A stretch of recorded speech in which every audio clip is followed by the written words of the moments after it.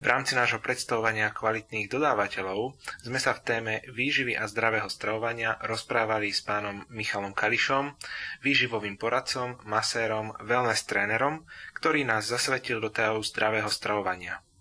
Tento raz sme sa venovali základným radám, tipom, ako sa zdravo stravovať, správne chudnúť a čo robiť, keď chceme vyzdravieť pomocou stravy. Pán Kališ, moja prvá otázka smeruje k takým možno základným informáciám. Čo by ste odporúčali bežným ľuďom, ktorí sa chcú začať stravovať zdravo a teda nejakým si spôsobom si upraviť postavu? Čo by mali urobiť ako prvé? Ako prvé by som zaradil viac zeleniny, ovocia, viac rastlinnej stravy do toho jedálnička.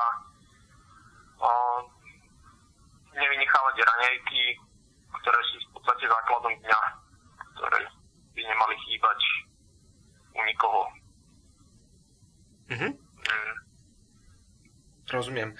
A keby ste možno dali také nejaké tipy tým ľuďom, ktorí teda celý život zápasia s rôznymi dietami, prečo tieto diety nefungujú, alebo prečo sa teda dostavuje taký častý jojo efekt a ako sa s tým vyrovnať? Teda prestať s dietami, alebo čo radíte vy? Ono diety fungujú, ale my ich pomocou znížime svoju váhu, ale znížime ju zo svalovej hmoty.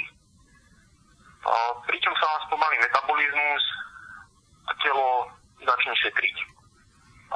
Pokiaľ chceme zdravo chudnúť alebo zdravo sa zbaviť nejakej nadbytočnej váhy, tak by sme mali sa snažiť dávať tomu telu všetko, čo potrebuje, dávať mu dostatok energie, aby sa nespomalil ten metabolizmus, aby sa nezničila svalová hmota, ktorá v podstate ten metabolizmus zrýchluje, ktorá spaluje energiu. Pokiaľ chceme zdravo chudnúť, musíme dávať do tela dostatok bielkovín, ktoré nám chránia svaly, dostatok sacharidov, ktoré nám dávajú energiu a dostatok zdravých tukov, ktoré pomáhajú chrániť tkanivá. Takže všetky tieto zložky musí mať v strave a ľudia pri tých klasických dietách znižujú zbytočný príjem sacharidov a nepríjmajú dostatok tukov. Čiže ten metabolizmus tam ide dole. Rozumiem. Keby ste možno teda takú malú radu dali, ako efektívne a čo najrýchlejšie naštartovať ten metabolizmus? Zvýšiť fyzickú aktivitu, zvýšiť príjem zdravých bielkovín, zvýšiť príjem pomaly stráviteľných sacharidov, zvýšiť príjem zdravých tukov.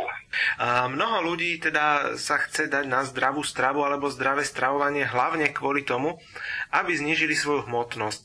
Chcem sa však spýtať, vy máte určite z praxe veľa skúseností, ako sa ľuďom úpravou zdravej stravy možno upravili aj zdravotné problémy. Môžete nejaké vaše príklady z praxe spomenúť? Áno, takýchto ľudí je veľa. Môžem svoj osobný príklad spomenúť. V 18 rokoch mi diagnostikovali koxartrózu, čo je degeneratívne ochorenie chrupavky bedrového klobu. V tom čase som ja neprebehol 100 metrov. Nemohol som cvičiť, nemohol som nič robiť. Po zmene stravy, ktorú som zmenil za 1,5 mesiaca, išiel som dole na váhe 6 kg, 3 kg na svalstve som nabral, problémy s klbom sa vytratili, momentálne môžem behať, môžem cvičiť, môžem všetko robiť. Minulý rok som bol na bežeckej súťaži, 8 km sa behalo. Ďalej od klientov psoriáza zmizla, ekzémy mizli, alergie pomizli. Všetky choroby, ktoré máme, sa dajú riešiť stravou. To je veľmi zaujímavé, čo ste povedali, pretože teda každý človek je istým spôsobom nejaký jedinečný, prichádza možno s nejakými svojimi vlastnými chorobami alebo očakávaniami. Preto sa chcem spýtať, prečo vy pokladáte za také dôležité, aby možno vyhľadal naozaj nejakú odbornú pomoc v tom stravovaní a nespoliehal sa teda len na všeobecné recepty. Aká je výhoda teda takejto stravy na mieru, by som povedal? Strava na mieru má takú výhodu, ten človek je pod nejakým dohľadom, niekto ho učí jesť, možno niekto nemá takú silnú vôľu, aby zvládal všetko sám, preto má výhodu v tom, že niekto na ne dozerá, niekto ho podporuje a každý má nejaké tie svoje výdaje energetické.